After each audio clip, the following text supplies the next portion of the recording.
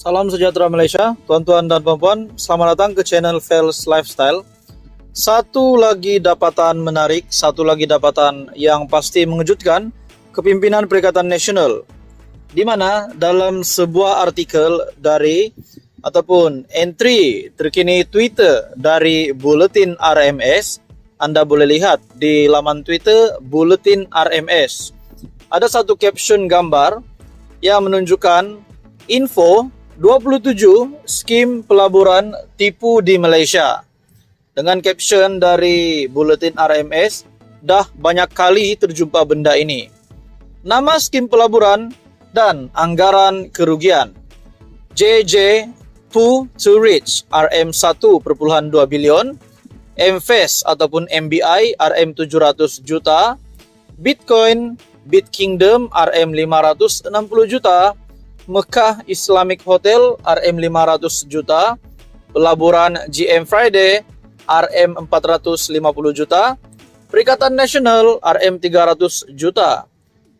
Persoalannya saudara-saudara, tuan-tuan dan puan-puan, terdapat senarai di sini dan ada nama Perikatan Nasional dan tidak pasti perkara ini diedit ataupun hanya untuk suka-suka, tetapi ini pasti menjadi satu kejutan besar.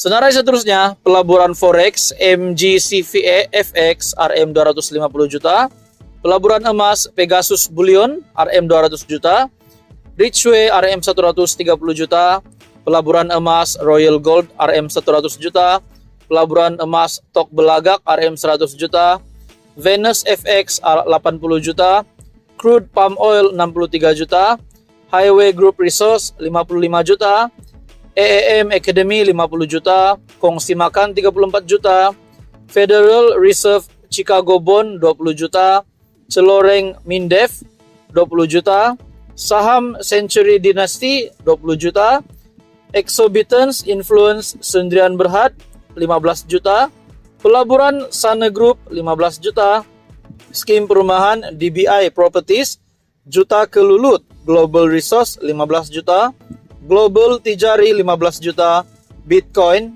Al Mubin Agarwood 13 juta, Datuk Dev Syarikat Aero Asia Holding 12 juta, Focus Capital Growth 3,4 juta, RJB Empire Group RM 450,000. Persoalannya, adakah perkara ini benar?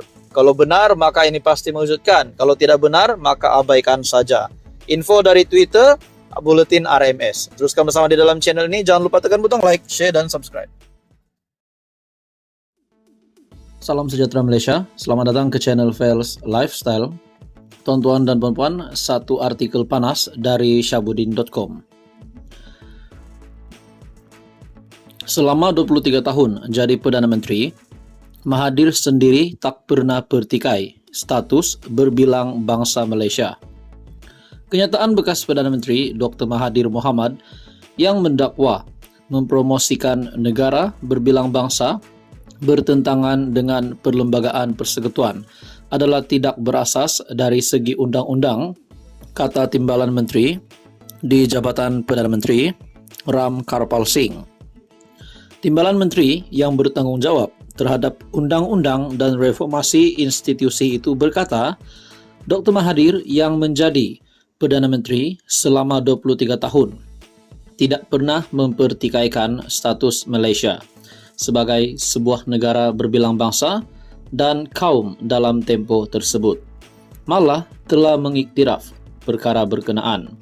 Tambahan pula, sebagai seorang bekas Perdana Menteri selama lebih 2 dekad, sudah tentunya Dr. Mahathir Mohamad telah mempunyai akses kepada nasihat guaman melalui peguam negara dan oleh yang demikian sedar akan kedudukan undang-undang berkenaan perkara ini.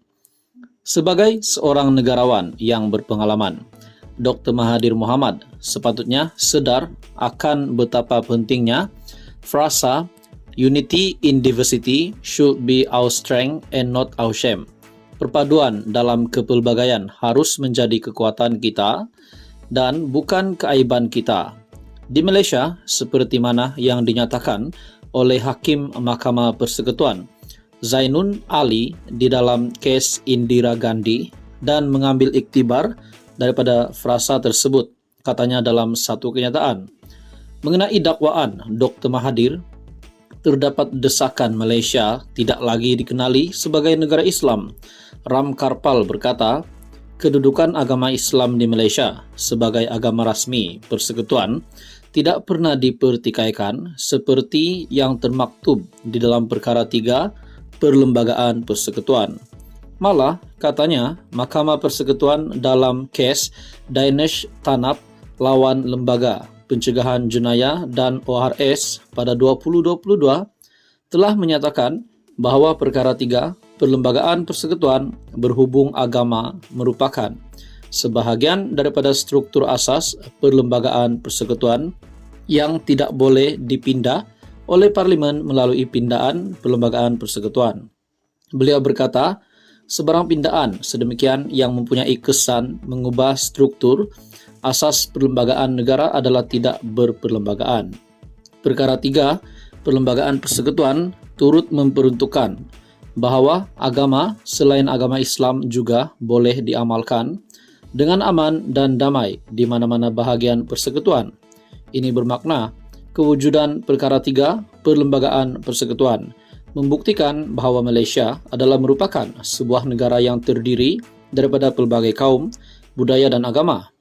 Selain itu, Ram Karpal berkata, perkara 8 Perlembagaan Persekutuan melarang sebarang diskriminasi terhadap mana-mana warga negara semata-mata atas alasan agama, ras, keturunan, tempat lahir atau jantina, dan perkara 11 turut memberikan seorang hak untuk menganuti dan mengamalkan agamanya.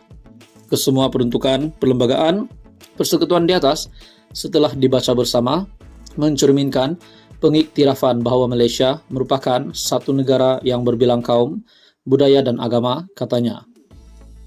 Artikel dari Syabuddin.com yang bertajuk selama 23 tahun jadi Perdana Menteri, Mahathir sendiri tak pernah bertikai status berbilang bangsa Malaysia. Apa komen Anda? Teruskan bersama dia dalam channel ini. Untuk info yang seterusnya, jangan lupa bantu channel ini dengan menekan butang like, share, dan subscribe.